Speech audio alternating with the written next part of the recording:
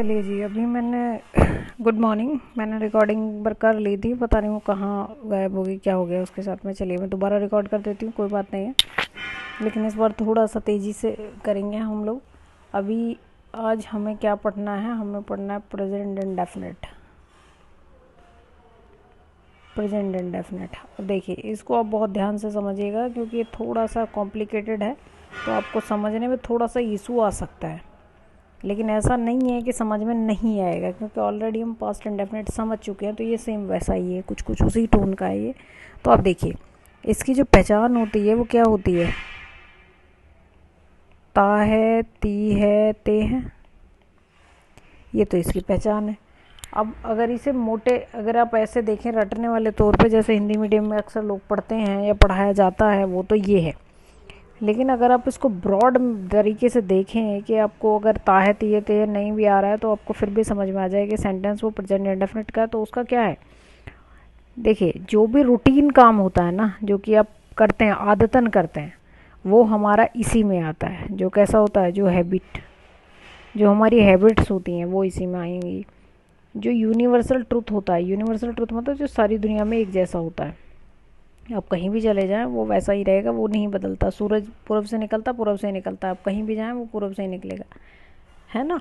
तो इस तरह की जो चीज़ें होती हैं जो सारी दुनिया में एक जैसी हों, जो कभी नहीं, कभी चेंज नहीं होती, कहीं चेंज नहीं होती, वो होता हमारा यूनिवर्सल ट्रूथ। जो न्यूज़पेपर की हेडलाइन होती हैं वो भी इसी सेंटेंस में लिखी जाती हैं। किसकी हेडलाइन? न्यूज़पेपर की हेडलाइन जो होती हैं। और जो कमेंट्री आपने देखी होगी, जो एक कमेंट्री चलती है ना स्पोर्ट्स में,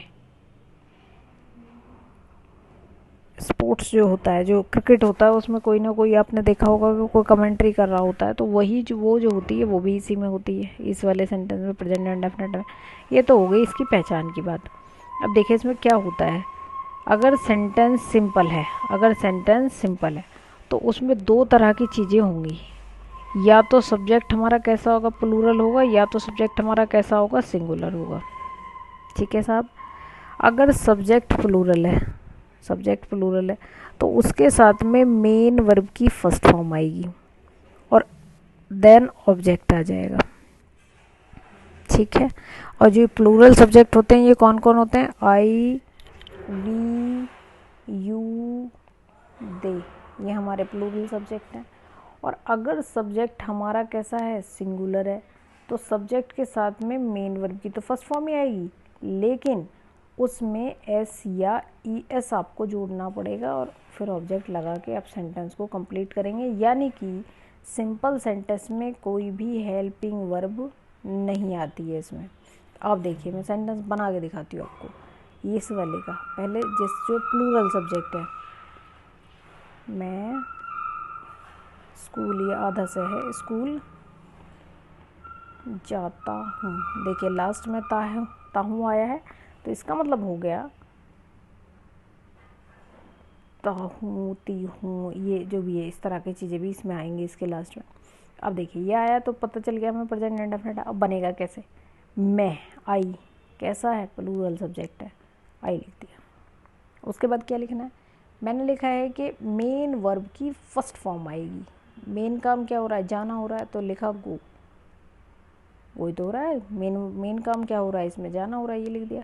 अब क्या बचेगा? गो टू स्कूल, सेंटेंस बन गया। अब इसी सेंटेंस को मैं लिख दूँ, वह स्कूल जाता है, वह स्कूल जाता है, मान लो ऐसा मैंने सेंटेंस लिखा। तो अब क्या होगा? ही आएगा, सब्जेक्ट तो ही है, हमें पता चल गया अकेला है, सिंगुलर है।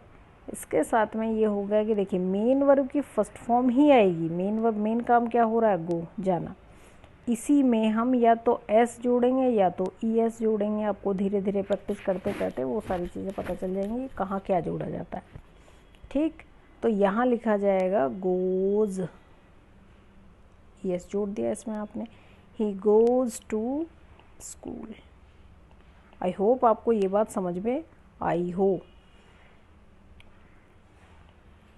देखिए जी एक बार फिर से देख लीजिए, सिंपल सेंटेंस की बात हो रही है, और सिंपल सेंटेंस में अगर हमारा जो सब्जेक्ट है वो कैसा हो? सिंगुलर हो, तो कैसा हो जाएगा, मेन वर्ब की फर्स्ट फॉर्म के साथ में एस या ई एस जोड़ देंगे और फिर ऑब्जेक्ट लिखते हैं। और अगर सब्जेक्ट प्लूरल हो तो सिर्फ और सिर्फ मेन वर्ब की फर्स्ट फॉर्म लिखी जाएगी, उसमें एस या ई एस आपको जोड़ने की ज़रूरत नहीं पड़ेगी। ये सब सिंपल के लिए नियम है। अब नेगेटिव में आएंगे आप। जैसे ही आप नेगेटिव में आएंगे तो आपको समझ जाना चाहिए कि इसकी जो हेल्पिंग वर्ब होती है वो होती है डू या डज। अब देखिए कैसे बनेगा सेंटेंस, सब्जेक्ट प्लस, अगर हमारा जो सब्जेक्ट है वो सिंगुलर है, सब्जेक्ट सिंगुलर है, देखिए सिंगुलर सब्जेक्ट होते हैं ही आए, शी आए, इट आए, या कोई नाम आ जाए जिससे हमें सब्जेक्ट का ऐसा बोध होता हो कि वो अकेला है, ठीक, तो वही हमारा हो जाता है सिंगुलर।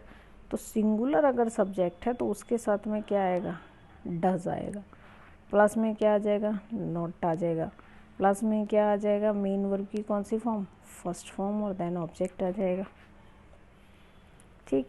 और अगर यही सब्जेक्ट प्लूरल हो जाएगा तो डू की जगह, डज की जगह डू लग जाएगा, सॉरी डज की जगह क्या लग जाएगा, डू लग जाएगा, बाकी सेंटेंस की फॉर्मेशन सेम रहेगी। यानी कि सब्जेक्ट प्लस डू या डज प्लस में नॉट प्लस में मेन वर्ब की फर्स्ट फॉर्म देन ऑब्जेक्ट, ये हो जाएगा।